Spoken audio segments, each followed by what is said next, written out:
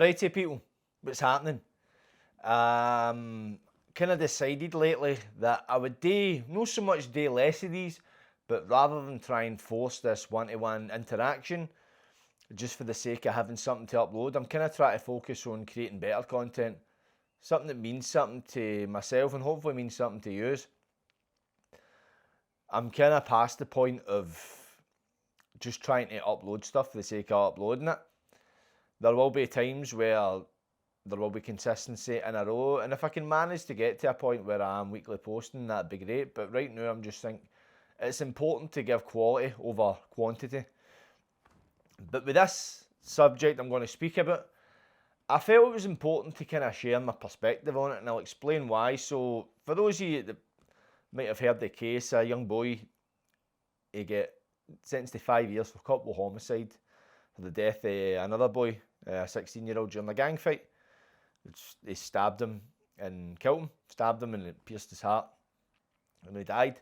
So I was aware of the case, and then I get contacted by Go Radio to kind of voice on my experiences and my opinion on it, and kind of give a sense of relatability to the scenario, because I have been through the court system, hung about in the gangs as such, and the schemes and that kind of thing.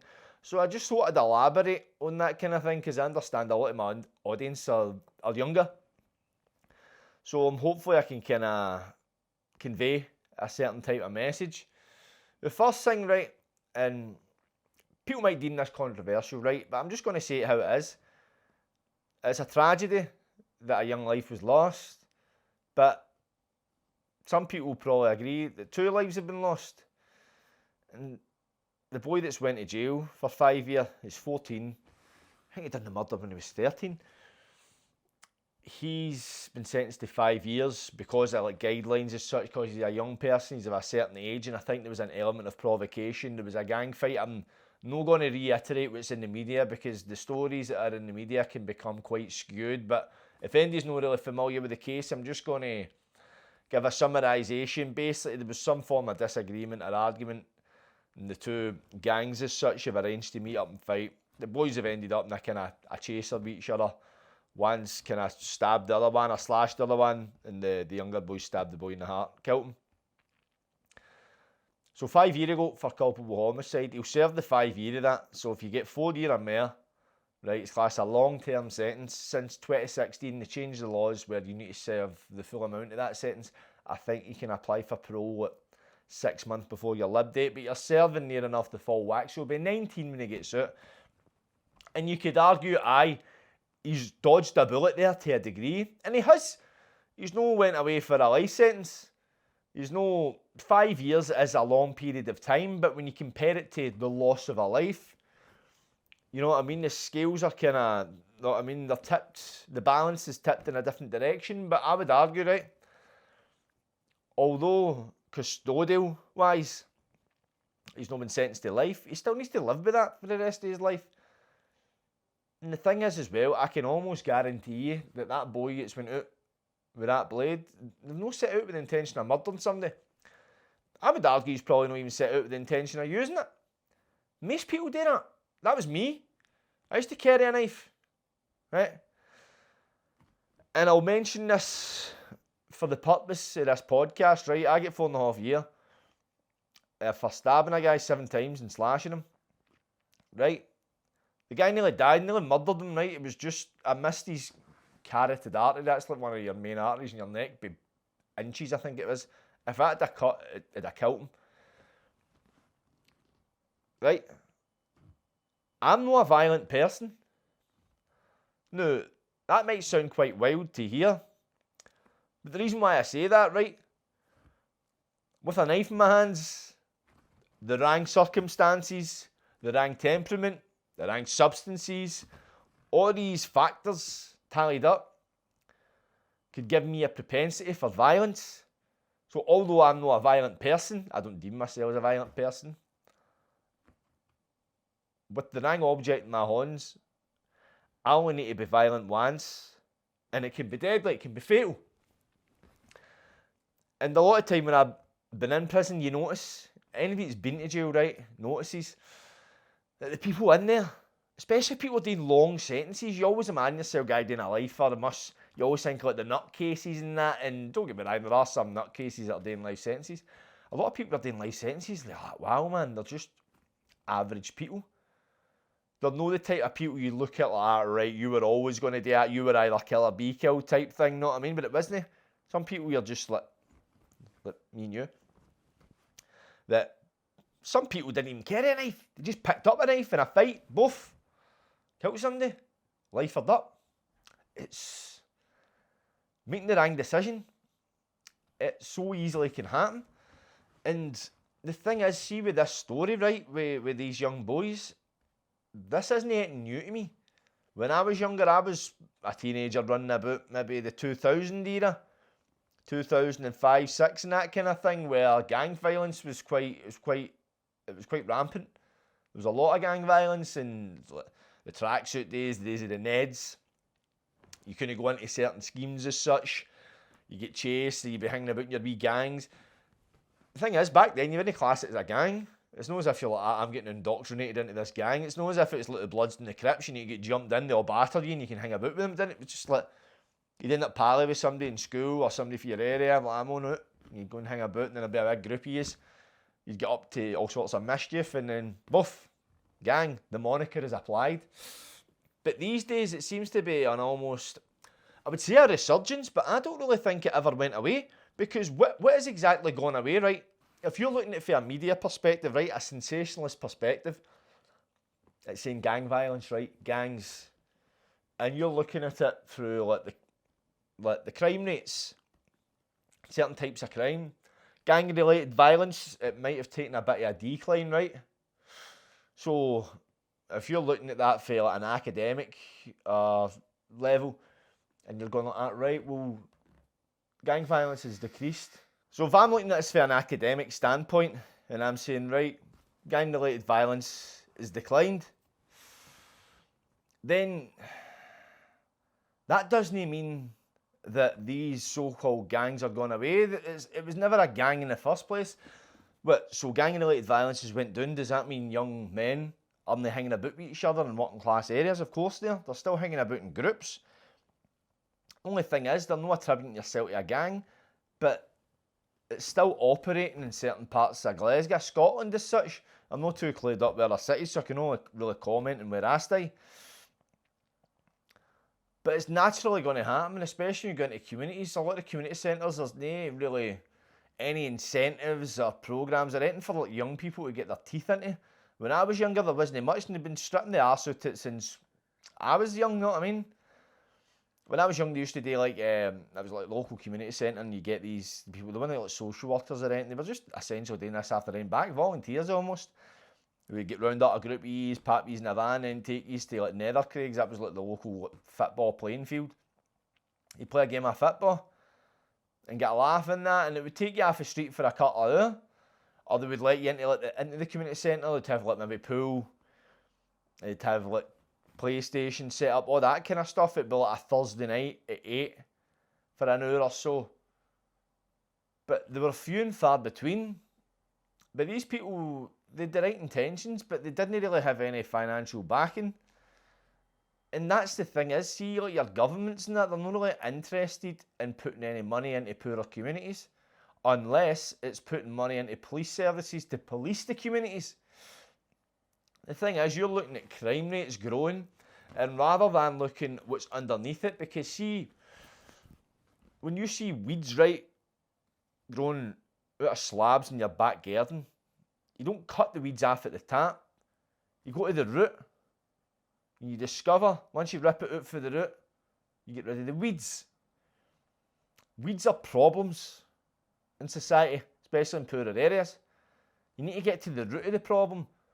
Just jailing somebody on the street isn't going to take away the problem. You know what I mean? The underlying factors are still there. When I was younger, I noticed in the gang, I'll use this term, right, just so people, for the avoidance of doubt, everybody came from some sort of broken home, whether it was single parents or one deceased parents or granny and granddads as such. You'd have the odd occurrence where somebody had a complete family unit. And I realised later on in life, it's like broken people are attracted to each other, and you find that sense of belonging in hanging about the scheme, in kicking about and that type of thing. You find a sense of purpose, because you've got that thing, I've got my pals, and then like, you're just wandering about aimlessly, get the odd game of football as such, but then you start, you start kind of venturing out the scheme and start fighting with rival schemes. And it's just merely a kind of, it's a focus, because that's your only ambition. For me, that's all it was. And I'm not going to sit and say I was this fearless gang fighter. I was anything but. I flung a couple of bricks here and there, get scalped with a cosh once or twice or something, but it wasn't much. It was nothing serious. When I was younger, it was a lot of cat and mouse type gang fighting. Like they'd chase him and we'd chase back and forward. Somebody would get caught and get battered, somebody would get scalped with a brick. Then you'd have the odd occurrences where somebody would get seriously done in. And that's these kind of things, right, where a lot of times where you meet people in jail, they're doing like life sentences or 10-year sentences, and it's been like a gang fight and somebody's get stabbed and killed.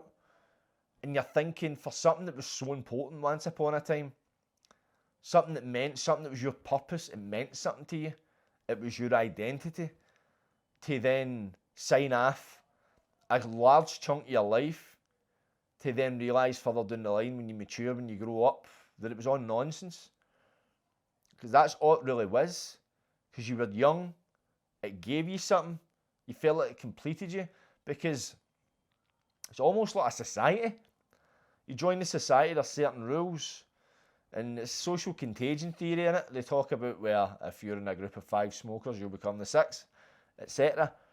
If you're in amongst people that start experimenting with drugs, drinking and that kind of thing, you'll soon follow suit, you'll try it. Listen man, the first time I drank a 2 litre of Pulse, I was paralytic, getting wide with people, waking up, people standing my neck and all that. And then I was like, I don't like it. I think I was 14. I never drank for like a year, but everybody else around me was drinking. And suddenly I was that mad weirdo. How you not drinking? What? A weirdo. What? And I was like, I don't like it. Didn't like it. Didn't like the taste of it. Didn't like the way it made me feel. And I didn't like the fact that people were always standing at the shows waiting for somebody to jump in. I'd be like, this is boring, man. Is this it? And I'd be like that. And then they would all go and get their drink, go away, then turn into pure fannies. And I'd be like, I can't be dealing with this. In times, I would honestly pray, I hope they don't get anybody to go in the shop for them, man, because I don't want to be kicking about with these madweight stoters. In times it would happen, I'd be like, yes, man. Then eventually, it was just like, I'll try it. Why not? I'll have a wee drink. It's like a Sunday, I was like, get a bottle of Bucky. And then for then, that's where I started to receive that peer acceptance. So you're some boy with a drink and you're some laugh, you're funny. I felt as if I could relax and be myself. I felt as if getting mad with it. I was like, right, now I've got it. And then for then on it went. It was a weekend thing, and just every social occasion you'd get a drink. Suddenly I was one of the pack. I was at the shop waiting for people to go in. But then you could almost view that as innocent through the lens of adolescence.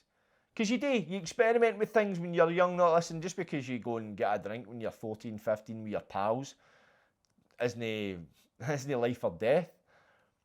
But it's the negative behaviours that come with using drugs, carrying blades, doing stuff like that. Because for me, peer acceptance would reach a certain level and then people would become accustomed to it. So once people were accustomed to the getting mad with it, then it'd be like taking drugs, and suddenly I'm taking drugs with people. Oh, he's took eckies, he's half his nut or whatever.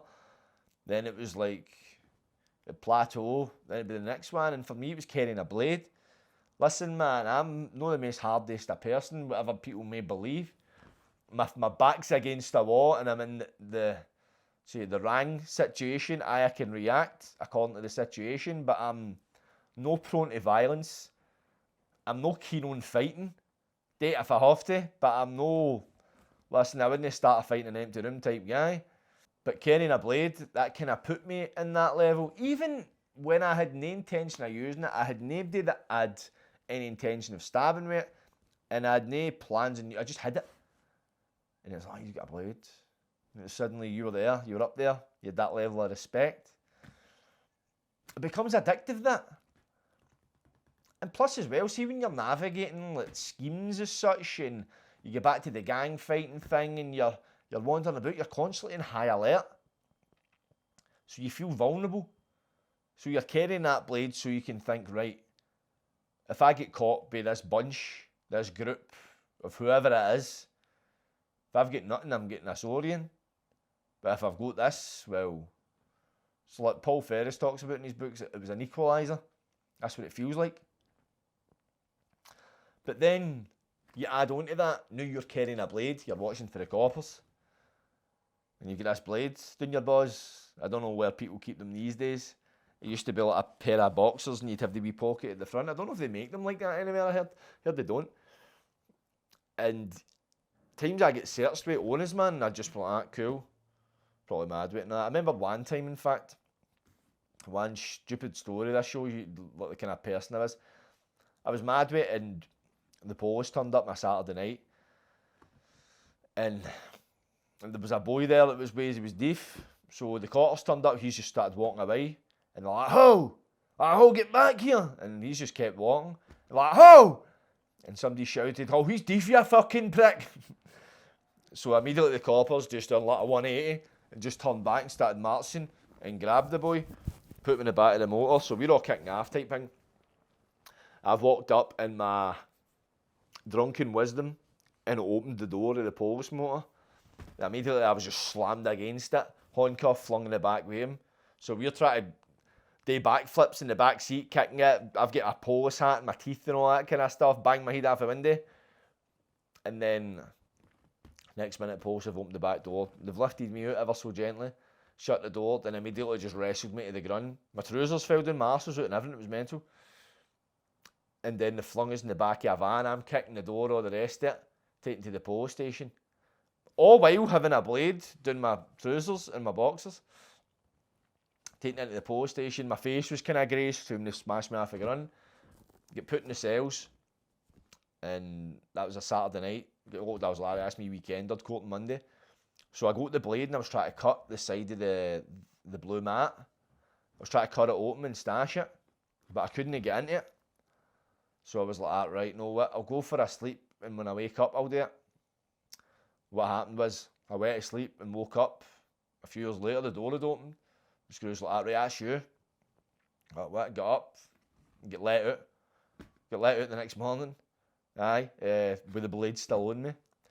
Which, had I been caught with that, maybe things would have been differently, but still, it wasn't enough for me to learn my lesson. That was the kind of stuff I was doing. It was just, don't get me wrong, it wasn't a good carrying a blade, but it was just daft stuff, reckless stuff, stupid stuff, which was a recurring theme in my offending history. It was just daft, reckless, spontaneous stuff. That did go to court. I was charged with attempting to rescue somebody from police custody because I opened the door, and then a police assault and all that kind of stuff, man. It was a few things, but it ended up getting flung out later on down the line.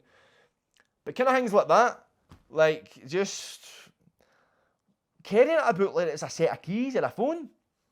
You know what I mean? It's just part of your, like, alright, keys, phone, lockback. So, when somebody's reading this article, I'd like to see the uneducated educated, because these people have never grown up in these circumstances. I saw the young boy, we call it assailant. The boy got 5 years. His dad died previously, and they were saying that's led to him going off the rails. And listen, people might go, man, I'm showing sympathy to him and all that kind of thing, and I'm sympathetic to the two of them. I'm not excusing what he's done, but at the end of the day, it's a tragedy on both accounts. But the thing is, people ask, right, how do we fix this issue? And if you're looking at, like this boy, his dad died, like, was there support there for him? Like, he's lost, like, I think would be a positive male role model in his life, because usually if it's young boys, that's your dad's your hero. If your dad's your hero, then after a while, it's kind of depending on your relationship. That image, it might not even exist at all, or it might change. So losing somebody like that, and then the only sense of ease and comfort you've got, the only role models you've got are the people around you who are all coming from damaged backgrounds, who are in an area surrounded by it, because young men especially, they need a role model, they need somebody to look up to. And if you've not got that positive male role model in your life, then the next best thing is going to be one of the older ones in the scheme, or all the older ones in the scheme that are running about punting, stabbing, slashing, doing all that in and out of the jail and that kind of thing. And suddenly you're wanting their validation. In order to get their validation, you must mimic their behaviour. And if their behaviour is punting, taking drugs, fighting, gang fighting, carrying blades, then you're going to mimic that behaviour to seek that approval. And once you get accepted into the fold, you're some boy, wee man, some guy, he's only 13, that. So you're like, yes. That peer acceptance is like a drug. It becomes addictive. It becomes a survival method as well. Because for all you know, this is all you know. And I say to anybody that's ever in that situation, your life is bigger than the street you grew up on. But people fail to see that. We become trapped in the everyday. And especially see if you come from a single parent household, right? If it's just your ma bringing you up, or your dad, whatever, usually a lot of their time is spent just trying to keep a roof on the place. They're out working, they're out grafting time, they get home, they're stressed. Let me get in the door 5 minutes. Pardon me. I'm not saying every single parent's like that, but it's quite common. Understandable. It's stressful. Life. It's stressful working. I've got no wains, but I don't need to have any wains to understand having wains is stressful, right? See that stress? It's infectious, especially when you live in a house with it. So if you're away and it's in a house and your mum or dad's stressed out, they're not. Just try to pay bills, you're aware, there's money's an issue, you're only ever one bad wage away from almost poverty. You want to escape it. Then if you're in school, you've got the stress of school, you've got teachers, you've got the peer pressures of being in school, and you don't want to be there, and you're trying to understand why am I here, and what do I want to do, and all that. There's so much worry there. So you go into the one place that can offer you some sense of security, and that's the scheme. And that's the troops that will give you that, because they're all in the same boat. But when you're kicking about the scheme, you've got the pressures and worries of the scheme. Police are pulling you. You know what I mean? There's nothing to do. There's boredom. So what do? You reach for the most accessible things there are. If you're bored, going to have a gang fight, that's exciting. You can arrange and then you can go into school the next day, hit him with a brick, chase story, made afties, and suddenly there's something. Your horror film has suddenly took on a twist. Plus as well, you experiment with drugs, alcohol. You've got something to look forward to at the weekend. I get mad with this and that because it takes away all the anxieties, all the worries, helps you escape. That's why there's such a bad problem with addiction in Scotland. We're constantly trying to escape. And that's the thing, right? Why do we always want to escape? How is it so bad that we need to escape it? And how is that the only way for us to do it? It's a sad state of affairs, and trust me, I've been there. I'm speaking from experience as well, so I totally get it. But try to escape through other methods, because there are other methods to escape. I'm escaping right now talking to the camera. I'm escaping every day when I'm doing my content. I'm escaping with that stuff because I get lost in it. Suddenly that gives me purpose, it gives me ambition, it gives me drive, it gives me desire, it gives me a future. Without it, I don't see a future. It took a long time for me to get there. I didn't find it through school. I didn't find it through some authority figure. The police never came along telling me, like, big man, you be handy with a camera. Never happened. Happened by accident almost. Pretty much. And that's the thing. It's like we're getting into these school systems that are essentially saying, we could get a trade. And listen, by the way, like, if you've got a trade, fantastic. You've stuck it out for 4 years. Now you're making yourself, your family maybe, some decent money. we always need trades out there, but you can't pigeonhole people. You can't narrow the path of life for somebody based on your own limitations, and that's what, as much as what school has given me in terms of an educator, I can read, I can write, I can count. That's it, really. There's nothing else I really remember that I took for it, because it only really breeds you to be a worker. That's why the school system's set up for like 9 till 5 or 9 till 3, because they're the working hours of the working class. And see, to be honest, listen, I could go and become a teacher now, and that's not me like try to take down any teachers. But the problem is a lot of teachers try and bring their own ideals and opinions into the classroom, and children have to suffer it. I'm not saying they all do it. I remember my English teacher said to me when I was speaking slang, we were talking about slang, she said it's gutter language. The words I spoke were gutter language. You're not in a position to tell me that I speak gutter language. How dare you, you snobby middle class cow? Know what I mean? But they do that. I've seen it firsthand with my own family members. The way they sometimes you just look at it like, you're in charge of young people. It's a delicate position a lot of people are in, and I don't think people appreciate the gravity of it, because they become so sectioned off with this narrow-minded thinking that it poisons and infects the minds of the youth. No wonder half of them aren't interested. No wonder they're like, no, I can't wait to go out for a gang fight, man, because this teacher's doing my nothing, he's talking pure mince. I'm learning nothing here. French. Je suis, get me fucking out of here. On top of it.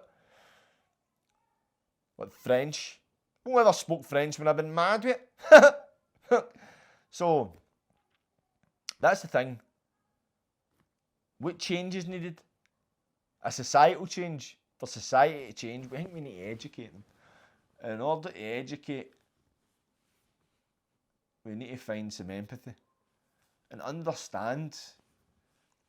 And what was it, like the Tories had a thing years ago, hug a hoodie. Well, that's nonsense, man. Shut up. They're just stigmatising people because like the clothes they wear. It's mental. It's crazy. And the judge did say in his summing up that social media, it can be a tool for good. And I'm paraphrasing, but he said it was used in the wrong manner. It can be used for basically badness, essentially. But that's nothing new. When I was younger, people used to use Yahoo Messenger and used to arrange to meet up and fight. The only difference was you weren't always on a computer. No, everybody had a computer. There was like, out of 10 years, one person had a computer, so you'd have about 5 people on a computer. Like, right, tell me to get us here. Right, I'm meeting you there now, you turn up, they're going to be there. So social media, in the sense where it gives you instant access to anything but positive and negative, but it just depends what you use it for. But if you're already like operating for that realm of consciousness where what drugs, alcohol, gang fighting, violence, all these kind of things are surrounding you, then it's very unlikely you're going to become a choir boy. That's it. That's the reality of the scheme. You know what I'm talking about? But I had a wee idea lately that maybe I should go into the schemes with a camera, meet the young team, see what's happening, but a talking camera, and get their stories. See, why don't you offer my experience? What about that? I really wanted their piece on gangs in Glasgow and gang violence especially. So that might be coming soon. Definitely. Because right, now more than ever, I understand a lot of people that are for a similar background to myself listen to what I've got to say. Sometimes I talk mince, sometimes I talk sense. Let's see if we can get it in the middle. Talk knowledge, know what I'm talking about? An experience, man. But aye, hope you've enjoyed the podcast. And as I say, listen, my heart goes out to the families involved. It's a bitter pill to swallow. Dealing with death, dealing with prison, man. It's hard. I can't even begin to understand how they're feeling. So my heart goes out to them, man. But unfortunately, I don't think this stuff's coming to an end anytime soon. But all we can really focus on and what we're doing in the meantime to try and support people and try and raise awareness about the real issues. No point in glossing over the surface and go, knife crime, gang violence, this and that. Why? What is in the foundations here? What is causing these weeds to sprout? I think if we educate ourselves about that, we can approach it in a totally different manner. But hey, I might be just a dreamer. But anyway, it's been a pleasure, people. Like, subscribe, and don't get wide. Catchies!